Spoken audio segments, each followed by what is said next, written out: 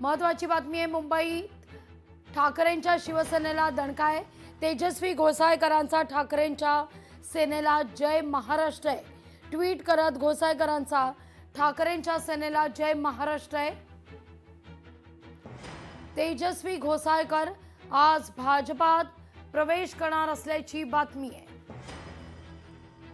या सगळ्याविषयी अधिक माहिती करण्याकरता थेट जाऊया आपले प्रतिनिधी स्वप्नील यांच्याकडे। स्वप्नील, मध्यंतरीच्या काळात सातत्याने चर्चा होत होती तेजस्वी घोसाळकर नाराज असल्याची, मातोश्रीवर दोनदा जाऊन आल्या, त्यानंतर असं कळलं की कुठेतरी नाराजी दूर झाली, पण ती तात्पुरता मलमपट्टी होती का, असं आता या सगळ्या घडामोडी पाहता लक्षात येत आहे।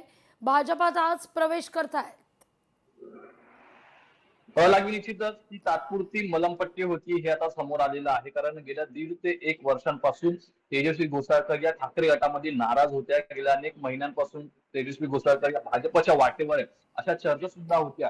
मुंबई बँकच्या संचालकपदी निवड झाल्यानंतर लगेचच तेजस्वी घोसाळकर पक्षप्रवेश करतील अशी सुद्धा चर्चा होती। मात्र काही काळ भेटी गाठी या ठाकरेंसोबत झालेल्या आणि या दरम्यान काही चर्चा झाल्या, मात्र समाधान काही झालं नाही असं एकंदरीत पाहायला मिळते। आज तेजस्वी घोसाळकर यांनी ठाकरेंच्या शिवसेनेला जय महाराष्ट्र केलेला आहे आणि त्यांच्या ट्विटमध्ये म्हणजे एक्स पोस्ट वरती जे पत्र लिहिलं आहे त्या पत्रामध्ये काही गोष्टी लिहिलेल्या, त्याच्यामध्ये काम करताना अनेक अडचणी सामोरं जावं लागलं असं त्यांनी म्हटलेलं आहे। कौटुंबिक असेल किंवा इतर राजकीय काम करताना नेहमी अडचणींना सामोरं जावं लागलं, त्यामुळे वेगळा काहीतरी निर्णय घेणं अपेक्षित आहे। जनतेसाठी, मुलांसाठी काम करण्यासाठी हा वेगळा निर्णय घेण्यात आलेला आहे। त्यामुळे इथून पुढचा प्रवास हा त्या पक्षासोबत असेल आणि तिथेही तुम्ही साथ द्याल असं जनतेला त्यांनी आवाहन करणारं एक पत्र सुद्धा लिहिलेलं आहे। मात्र यामध्ये काही अडचणींना सामोरं जाताना अनेकांनी साथ दिली नाही असा एक मजकूर त्यांनी लिहिलेला आहे। त्यामुळे नक्की त्यांचा सूर हा नक्की कोणावरती आहे, कोणावरती हे आरोप आहेत हे पाहणं महत्वाचं आहे। मात्र मोठा धक्का प्रभाग क्रमांक 1 मध्ये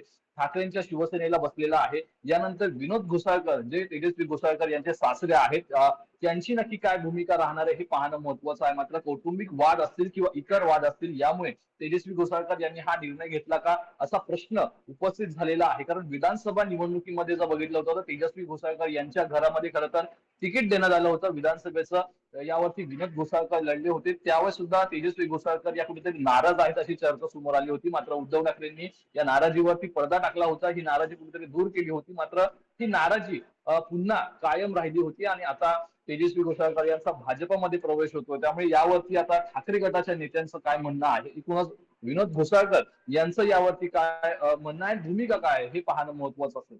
लागली अगदी एकूणच या सगळ्या घडामोडी पाहता घोसाळकर कुटुंबियांमध्ये फूट पडली आहे राजकीय दृष्ट्या, असं म्हणायला आता एक पुरेसा वाव आहे। स्वप्नील, तुर्तास धन्यवाद तुम्ही दिलेल्या एकूणच या सविस्तर माहिती करता।